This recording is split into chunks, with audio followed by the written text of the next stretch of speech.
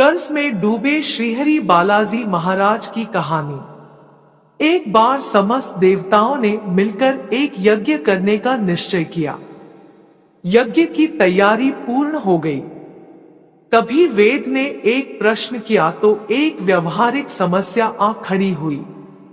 ऋषिमुनियों द्वारा किए जाने वाले यज्ञ की हविष्य तो देवगण ग्रहण करते थे, लेकिन देवों द्वारा किए गए यज्ञ की पहली आहुति किसकी होगी? यानी सर्वश्रेष्ठ देव का निर्धारण जरूरी था, जो फिर अन्य सभी देवों को यज्ञ भाग प्रदान करे। ब्रह्मा विष्णु महेश परम आत्मा है।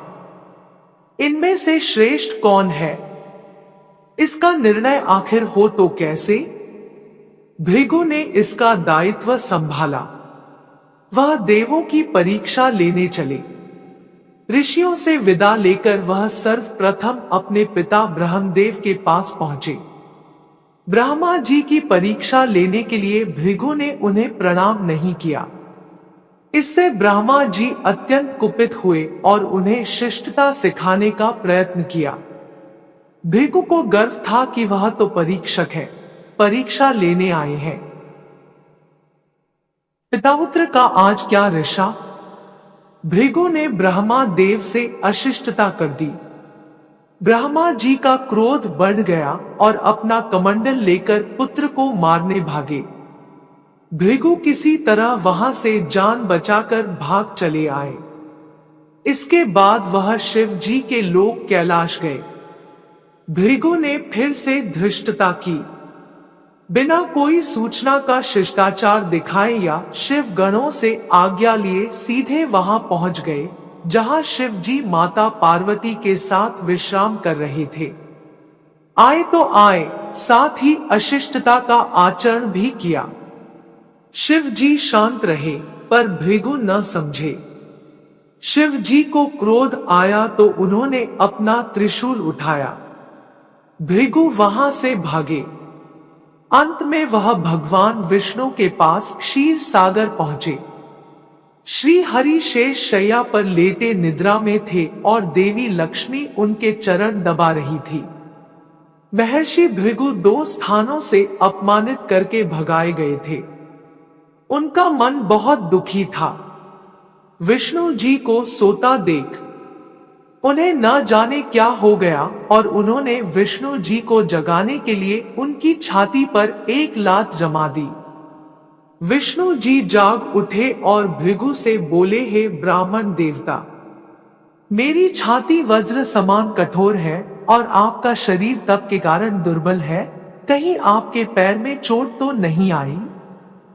आपने मुझे सावधान करके कृपा की है। आपका चरण चिन्ह मेरे वक्ष पर सदा अंकित रहेगा। भृगु को बड़ा आश्चर्य हुआ। उन्होंने तो भगवान की परीक्षा लेने के लिए यह अपराध किया था, परंतु भगवान तो दंड देने के बदले मुस्कुरा रहे थे। उन्होंने निश्चय किया कि श्रीहरि जैसी विनम्रता किसी में नहीं। वास्तव में विष्णु ही सबसे बड़े देवता है। लौट करके उन्होंने सभी ऋषियों को पूरी घटना सुनाई। सभी ने एक मत से यह निर्णय किया कि भगवान विष्णु को ही यज्ञ का प्रधान देवता समझकर मुख्य भाग दिया जाएगा। लेकिन लक्ष्मी जी ने भृगु को अपने पति की छाती पर लात मारते देखा तो उन्हें बड़ा क्रोध आया, परंतु उन्हें इस बात पर क्षोभ था कि श्रीहरि ने उद्दंड को दंड देने के स्थान पर उसके चरण पकड़ लिए और उल्टे क्षमा मांगने लगे। क्रोध से तमतमाई महालक्ष्मी को लगा कि वह जिस पति को संसार का सबसे शक्तिशाली समझती है, वह तो निर्बल है। यह धर्म की रक्षा करने के लिए अधर्मियों एवं दुष्टों का नाश कैसे करते होंगे? महालक्ष्मी ग्लानि में भर गई और मन श्रीहरि से उच्चाटन हो गया। उन्होंने श्रीहरि और बैकुंठ लोक दोनों के त्याग का निश्चय कर लिया। स्त्री का स्वाभिमान उसके स्वामी के साथ बंधा होता है। उनके समक्ष कोई स्वामी पर प्रहार कर गया और स्वामी ने प्रतिकार भी न किया, यह बात मन में कौंधती रही। यह स्थान वास के योग्य नहीं। पर त्याग कैसे करें? श्रीहरि से ओझल होकर रहना कैसे होगा? वह उचित समय की प्रतीक्षा करने लगी। श्रीहरि ने हिरण्याक्ष के कोप से मुक्ति दिलाने के लिए वराह अवतार लिया और दुष्टों का संहार करने लगे। महालक्ष्मी के लिए यह समय उचित लगा। उन्होंने बैकुंठ का त्याग कर दिया और पृथ्वी पर एक वन में तपस्या करने लगी। तब करते करते उन्होंने अपना शरीर छोड़ दिया। विष्णु जी वराह अवतार का अपना कार्य पूर्ण कर वैकुंठ लौटे तो महालक्ष्मी नहीं मिली। वह उन्हें खोजने लगे। श्रीहरि ने उन्हें तीनों लोकों में खोजा, किंतु तप करके माता लक्ष्मी ने भ्रमित करने की अनुपम शक्ति प्राप्त कर ली थी। उसी शक्ति से उन्होंने श्री हरि को भ्रमित रखा। आखिर श्रीहरि को पता लग ही गया, लेकिन तब तक वह शरीर छोड़ चुकी थी। दिव्य दृष्टि से उन्होंने देखा कि लक्ष्मी जी ने चोलराज के घर में जन्म लिया है। श्रीहरि ने सोचा कि उनकी पत्नी ने उनका त्याग सामर्थ्यहीन समझने के भ्रम में किया है, इसलिए वह उन्हें पुनः प्राप्त करने के लिए अलौकिक शक्तियों का प्रयोग नहीं करेंगे। महालक्ष्मी ने मानव रूप धरा है, तो अपनी प्रिय पत्नी को प्राप्त करने के लिए वह भी साधारण मानवों के समान व्यवहार करेंगे और महालक्ष्मी जी का हृदय और विश्वास जीतेंगे। भगवान ने श्रीनिवास का रूप धरा और पृथ्वी लोक पर चोलनरेश के राज्य में निवास करते हुए महालक्ष्मी से मिलन के लिए उचित अवसर की प्रतीक्षा करने लगे। राजा आकाशराज निःसंतान थे। उन्होंने शुकदेव जी की आज्ञा से संतान प्राप्ति यज्ञ किया। यज्ञ के बाद यज्ञशाला में ऋषियों ने राजा को हल जोतने को कहा गया। राजा ने हल जोता तो हल का फल किसी वस्तु से टकराया। राजा ने उस स्थान को खोदा तो एक पेटी के अंदर सहस्रदल कमल पर एक छोटी सी कन्या विराजमान थी। वह महालक्ष्मी ही थी। राजा के मन की मुराद पूरी हो गई थी। चूंकि कन्या कमल के फूल में मिली थी, इसलिए उसका नाम रखा गया पद्मावती। पद्मावती नाम के अनुरूप ही रूपवती और गुणवती थी, साक्षात लक्ष्मी का अवतार। पद्मावती विवाह के योग्य हुई। एक दिन वह बाग में फूल चुन रही थी। उस वन में श्रीनिवास बालाजी आखेट के लिए गए थे। उन्होंने देखा कि एक हाथी एक युवती के पीछे पड़ा है और डरा रहा है। राजकुमारी के सेवक भाग खड़े हुए। श्रीनिवास ने तीर चलाकर हाथी को रोका और पद्मावती की रक्षा की। श्रीनिवास और पद्मावती ने एक दूसरे को देखा और रीझ गए। दोनों के मन में परस्पर अनुराग पैदा हुआ, लेकिन दोनों बिना कुछ कहे अपने अपने घर लौट गए। श्रीनिवास घर तो लौट आए, लेकिन मन पद्मावती में ही बस गया। वह पद्मावती का पता लगाने के लिए उपाय सोचने लगे। उन्होंने ज्योतिषी का रूप धरा और भविष्य बांचने के बहाने पद्मावती को ढूंढने निकल पड़े। धीरे धीरे ज्योतिषी श्रीनिवास की ख्याति पूरे चोल राज में फैल गई। पद्मावती के मन में श्रीनिवास के लिए प्रेम जागृत हुआ। वह भी उनसे मिलने को व्याकुल थी, किंतु कोई पता ठिकाना न होने के कारण उनका मन चिंतित था। इस चिंता और प्रेम विरह में उन्होंने भोजन श्रृंगार आदि का त्याग कर दिया। इसके कारण उसका शरीर कृशकाय होता चला गया। राजा से पुत्री की यह दशा देखी नहीं जा रही थी। वह चिंतित थे। ज्योतिषी की प्रसिद्धि की सूचना राजा को हुई। राजा ने ज्योतिषी श्रीनिवास को बुलाया और सारी बात बताकर अपनी कन्या की दशा का कारण बताने को कहा। श्रीनिवास राजकुमारी का हाल समझने पहुंचे तो पद्मावती को देखकर प्रसन्न हो गए। उनका उपक्रम सफल हुआ। उन्होंने पद्मावती का हाथ अपने हाथ में लिया। कुछ देर तक पढ़ने का स्वाम करने के बाद बोले, महाराज, आपकी पुत्री प्रेम के विरह में जल रही है। आप इनका शीघ्र विवाह कर दे तो ये स्वस्थ हो जाएंगी। पद्मावती ने अब श्रीनिवास की ओर देखा। देखते ही पहचान लिया। उनके मुख पर प्रसन्नता के भाव आए और वह हंसी। काफी दिनों बाद पुत्री को प्रसन्न देख राजा को लगा कि ज्योतिषी का अनुमान सही है। राजा ने श्रीनिवास से पूछा, ज्योतिषी महाराज, यदि आपको यह पता है कि मेरी पुत्री प्रेम के विरह में पीड़ित है, तो आपको यह भी सूचना होगी कि मेरी पुत्री को किससे प्रेम है। उसका विवाह करने को तैयार हूं, आप उसका परिचय दें। श्रीनिवास ने कहा, महाराज, आपकी पुत्री एक दिन वन में फूल चुनने गई थी। एक हाथी ने उन पर हमला किया तो आपके सैनिक और दासियां भाग खड़ी हुई। राजकुमारी के प्राण एक धनुर्धर ने बचाए थे। राजा ने कहा, हाँ, मेरे सैनिकों ने बताया था कि एक दिन ऐसी घटना हुई थी। एक वीर पुरुष ने उसके प्राण बचाए थे। लेकिन मेरी पुत्री के प्रेम से उस घटना का क्या तात्पर्य है? श्रीनिवास ने बताया, महाराज, आपकी पुत्री को अपनी जान बचाने वाले उसी युवक से प्रेम हुआ है। राजा के पूछने पर श्रीनिवास ने कहा, वह कोई साधारण युवक नहीं, बल्कि शंख चक्रधारी स्वयं भगवान विष्णु ही है। इस समय बैकुंठ को छोड़कर मानव रूप में श्रीनिवास के नाम से पृथ्वी पर वास कर रहे हैं। आप अपनी पुत्री का विवाह उनसे करें। मैं इसकी सारी व्यवस्था करा दूंगा। यह बात सुनकर राजा प्रसन्न हो गए कि स्वयं विष्णु उनके जमाई बनेंगे। श्रीनिवास और पद्मावती का विवाह तय हो गया। श्रीनिवास रूप में श्रीहरि ने शुकदेव के माध्यम से समस्त देवी देवताओं को अपने विवाह की सूचना भिजवा दी।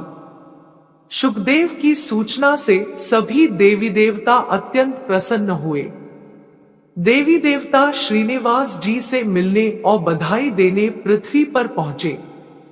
परंतु श्रीनिवास जी को खुशी के बीच एक चिंता भी होने लगी। देवताओं ने पूछा, भगवान, संसार की चिंता हरने वाले आप इस उत्सव के मौके पर इतने चिंतातुर क्यों हैं? श्रीनिवास जी ने कहा, चिंता की बात तो है ही, धन का अभाव। महालक्ष्मी ने मुझे त्याग दिया, इस कारण धनहीन हो चुका हूं। स्वयं महालक्ष्मी ने तब से शरीर त्याग मानव रूप लिया है और पिछली स्मृतियों को गुप्त कर लिया है। इस कारण उन्हें यह सूचना नहीं है कि वह महालक्ष्मी का स्वरूप है। वह तो स्वयं को राजकुमारी पद्मावती ही मानती है। मैंने निर्णय किया है कि जब तक उनका प्रेम पुनः प्राप्त नहीं करता, अपनी माया का उन्हें आभास नहीं कराऊंगा। इस कारण मैं एक साधारण मनुष्य का जीवन व्यतीत कर रहा हूं, और वह है राजकुमारी। राजा की पुत्री से शादी करने और घर बसाने के लिए धन, वैभव और ऐश्वर्य की जरूरत है। वह मैं कहां से लाऊं? स्वयं नारायण को धन की कमी सताने लगी। मानव रूप में आए प्रभु को भी विवाह के लिए धन की आवश्यकता हुई। यही तो ईश्वर की लीला है। जिस रूप में रहते हैं, उस योनि के जीवों के सभी कष्ट सहते हैं। श्रीहरि विवाह के लिए धन का प्रबंध कैसे हो, इस बात से चिंतित है। देवताओं ने जब यह सुना तो उन्हें आश्चर्य हुआ। देवताओं ने कहा, कुबेर आवश्यकता के बराबर धन की व्यवस्था कर देंगे। देवताओं ने कुबेर का आह्वान किया तो कुबेर प्रकट हुए। कुबेर ने कहा, यह तो मेरे लिए प्रसन्नता की बात है कि आपके लिए कुछ कर सकूं। प्रभु, आपके लिए धन का तत्काल प्रबंध करता हूं। कुबेर का कोष आपकी कृपा से ही रक्षित है। श्रीहरि ने कुबेर से कहा, यक्षराज कुबेर, आपको भगवान भोलेनाथ ने जगत और देवताओं के धन की रक्षा का दायित्व सौंपा है। उसमें से धन मैं अपनी आवश्यकता के हिसाब से लूंगा अवश्य, पर मेरी एक शर्त भी होगी। श्रीहरि कुबेर से धन प्राप्ति की शर्त रख रहे हैं। यह सुनकर सभी देवता आश्चर्य में पड़ गए। श्रीहरि ने कहा, ब्रह्मा जी और शिव जी साक्षी रहें। कुबेर से धन ऋण के रूप में लूंगा, जिसे भविष्य में ब्याज सहित चुकाऊंगा। श्रीहरि की बात से कुबेर समेत सभी देवता विस्मय में एक दूसरे को देखने लगे। कुबेर बोले, भगवान, मुझसे कोई अपराध हुआ तो उसके लिए क्षमा कर दें, पर ऐसी बात न कहें। आपकी कृपा से विहीन होकर मेरा सारा कोष नष्ट हो जाएगा। श्रीहरि ने कुबेर को निश्चिंत करते हुए कहा, आपसे कोई अपराध नहीं हुआ। मैं मानव की कठिनाई का अनुभव करना चाहता हूँ। मानव रूप में उन कठिनाइयों का सामना करूंगा जो मानव को आती है। धन की कमी और ऋण का बोझ सबसे बड़ा होता है। कुबेर ने कहा, प्रभु, यदि आप मानव की तरह ऋण पर धन लेने की बात कर रहे हैं, तो फिर आपको मानव की तरह यह भी बनाना होगा कि ऋण चुकाएंगे कैसे। मानव को ऋण प्राप्त करने के लिए कई शर्तें झेलनी पड़ती हैं। श्रीनिवास ने कहा, कुबेर, यह ऋण मैं नहीं, मेरे भक्त चुकाएंगे, लेकिन मैं उनसे भी कोई उपकार नहीं लूंगा। मैं अपनी कृपा से उन्हें धनवान बनाऊंगा।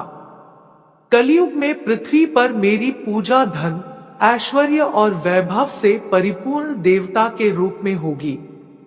मेरे भक्त मुझसे धन, वैभव और ऐश्वर्य की मांग करने आएंगे। मेरी कृपा से उन्हें यह प्राप्त होगा।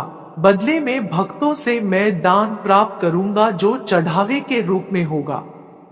मैं इस तरह आपका ऋण चुकाता रहूंगा। कुबेर ने कहा, भगवान, कलयुग में मानव जाति धन के विषय में बहुत विश्वास के योग्य नहीं रहेगी। उन पर आवश्यकता से अधिक विश्वास करना क्या उचित होगा। श्रीनिवास जी बोले, शरीर त्यागने के बाद तिरुपति के तिरुमाला पर्वत पर बालाजी के नाम से लोग मेरी पूजा करेंगे। मेरे भक्तों की अटूट श्रद्धा होगी। वह मेरे आशीर्वाद से प्राप्त धन में मेरा हिस्सा रखेंगे। इस रिश्ते में न कोई दाता है और न कोई याचक। हे कुबेर, कलयुग के आखिरी तक भगवान बालाजी धन, ऐश्वर्य और वैभव के देवता बने रहेंगे।